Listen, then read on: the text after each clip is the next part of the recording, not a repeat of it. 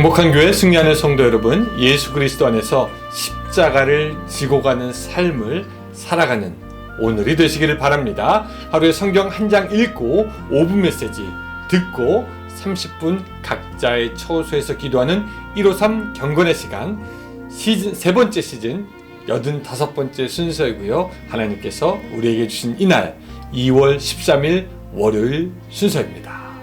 오늘 본문은 이사야서 21장 1절부터 6절까지 여러분들 집에서 같이 성경 펴고 저와 같이 읽었으면 좋겠습니다. 자, 제가 읽겠습니다. 해변 광야에 관한 경고라.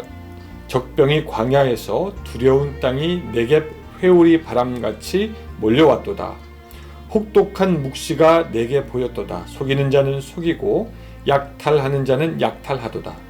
엘람이여 올라가고 메대여 애워싸라. 그의 모든 탄식을 내가 그치게 하였노라 하시도다. 이러므로 나의 요통이 심하여 해산이 임박한 여인의 고통 같은 고통이 나를 엄습하였으므로 내가 괴로워서 듣지 못하며 놀라서 보지 못하도다. 내 마음이 어지럽고 두려움이 나를 놀라게 하며 희망의 서광이 변하여 내게 떨림이 되도다. 그들이 식탁을 베풀고 파수꾼을 세우고 먹고 마시는도다. 너희 고관들아 일어나 방패에 기름을 바를지어다. 주께서 내게 이르시되 가서 파수꾼을 세우고 그가 보는 것을 보고하게 하되. 아멘.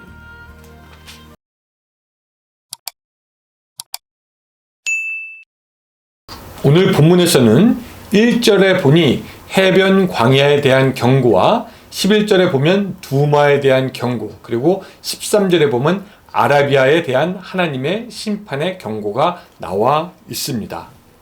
여기서 해변 광야는요, 이 전통적으로 바벨론을 이야기합니다.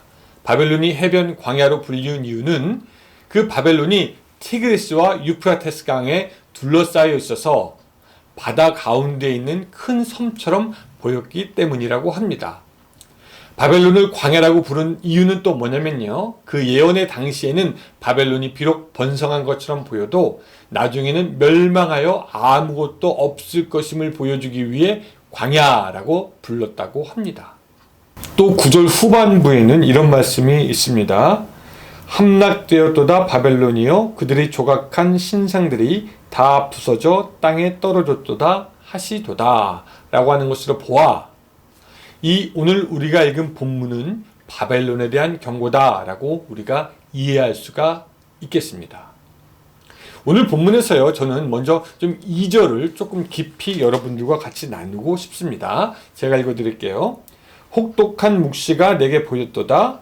속이는 자는 속이고 약탈하는 자는 약탈하도다. 엘람이여 올라가고 메대여 애워싸라.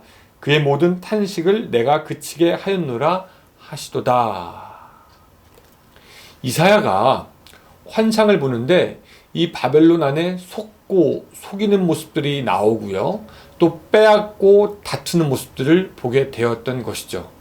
그리고 당시 엘람과 메대가 바벨론을 침으로 바벨론으로 인해서 탄식하던 주변의 나라들이 비로소 쉼을 얻게 되는 것, 그것을 이사야가 환상으로 보는 것입니다. 이사야는 바벨론이 자기의 나라도 아니고 또 이스라엘과 친했던 나라도 아니지만 혹독하고 무거운 묵시, 즉 바벨론에 대한 그 심판의 환상을 본 후에 트라우마가 생겼습니다. 왜? 너무나 잔인하고 너무나 그 광경이 참혹했기 때문이죠. 그래서 그 바벨론이 무너지는 모습을 환상으로 보고 어떻게 이야기하냐면요, 3절에서 이러므로 나의 요통이 심하여 해산이 임박한 여인의 고통 같은 고통이 나를 엄습하였으므로 내가 괴로워서 듣지 못하며 놀라서 보지 못하는도다 라고 이야기하고 있습니다. 이사야는요, 그 자기가 본 바벨론의 그 환상, 그들의 무너지는 것이 얼마나 처참했던지 그 고통을 4절에서 계속 또 이야기합니다. 내 마음이 어지럽고 두려움이 나를 놀라게 하며 희망의 서광이 변하여 내게 떨림이 되도다. 이사야는 그 이사야 당시부터 200년 후에 바벨론이 바사와 고레스에 의해서 정복될 것을 미리 보며 그 끔찍함에 치를 떨고 있었던 것입니다. 흥미로운 거는요, 바벨론과는 직접적인 상관도 없는 그 이사야가 그렇게 환상을 본 후에 트라우마가 생길 정도로 고통을 받는데 정작 바벨론의 사람들은 아주 태평합니다. 5절, 그들이 식탁을 베풀고 파수꾼을 세우고 먹고 마시는도다. 너희 고관들아 일어나 방패에 기름을 바를지어다 라고 얘기하고 있습니다. 여러분, 식탁을 베풀었다라는 말은 뭐냐면 다가오는 전쟁에는 아랑곳 없이 놀고 있고 쉬고 있고 즐기고 있다는 것입니다. 더 문제는 파수꾼을 세우고 먹고 마시고 있다는 점입니다. 파수꾼을 세웠다면은 지금 자신들 앞에 있는 문제가 어떤 것인지 알 텐데 그저 자기의 처지에 상관이 없이 그저 탐욕 가운데 극히 타락해 있는 바벨론의 그 현재의 모습을 우리에게 보여주고 있는 것입니다. 여러분, 참 그래요. 제3자인 선지자 이사야는 그 잔혹함에 치를 떨고 고통받는데 전쟁을 코앞에 둔 당사자들은 먹고 마시고 즐기고 있습니다. 저는 이 모습이 어쩌면 지금의 세대를 대변해주고 있는 것이 아닌가 생각이 됩니다. 성경은 또 믿음으로 깨어있는 사람들은 예수님의 때부터 장차 하나님께서 심판하시고 다스리실 하나님의 나라가 우리에게 오고 있는 것을 계속해서 줄기차게 이야기합니다. 그 능력과 위엄의 하나님의 나라, 또한 두렵고 떨릴 심판, 멸망의 날 여호와의 날이 오고 있음을 깨닫고 두려워하고 준비하는데 정작 이 세상은 알지 못한다라는 거죠. 오늘을 즐기려고 하고 내일을 탕진하려고 한다는 것이죠.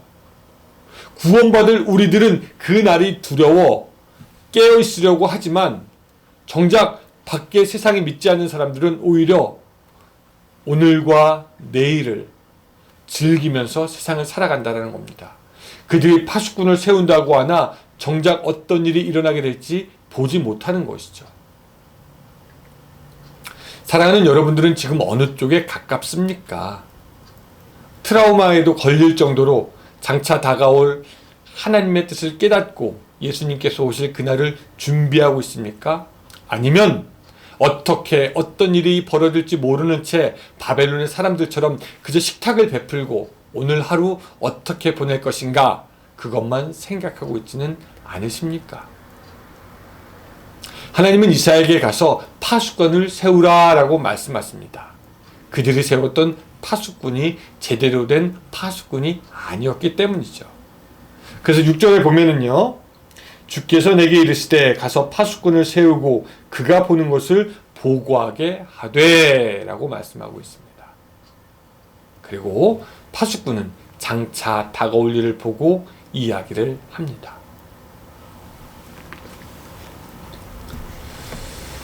사랑하는 성도 여러분, 오늘 우리에게는 사명이 있습니다. 어떤 사명입니까? 파수꾼의 사명입니다. 그저 내일을 모르는 사람처럼 식탁을 베푸는 것이 아니고 또 그들이 세운 엉터리 파수꾼이 되어서 평안할 거다, 아무 일도 없을 거다, 괜찮을 거다, 상관없다, 뭐 어떻게 되겠지 라고 하는 잘못된 메시지를 내는 것도 아닙니다.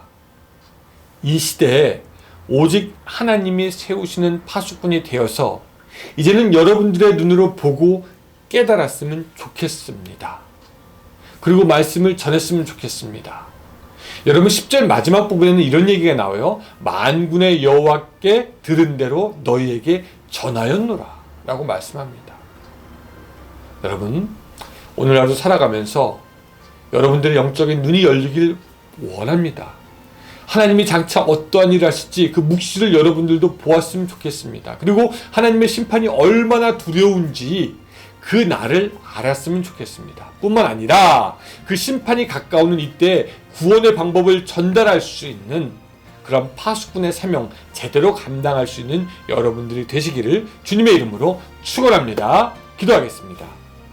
하나님, 이번 한 주 우리가 살아가면서 파수꾼의 역할 제대로 감당할 수 있도록 도와주시옵소서. 그 심판의 무거움과 두려움이 어떤 것인지 알게 하시고 그것을 세상 사람들에게 전하되 또한 구원의 방법 예수님까지 소개하는 그 파수꾼의 역할 잘 감당할 수 있도록 도와주시옵소서. 예수님의 이름으로 기도드리옵나이다. 아멘. 네, 감사합니다. 여러분, 오늘 하루도 주님 안에서 즐거운 하루가 되시기 바랍니다. 안녕히 계세요.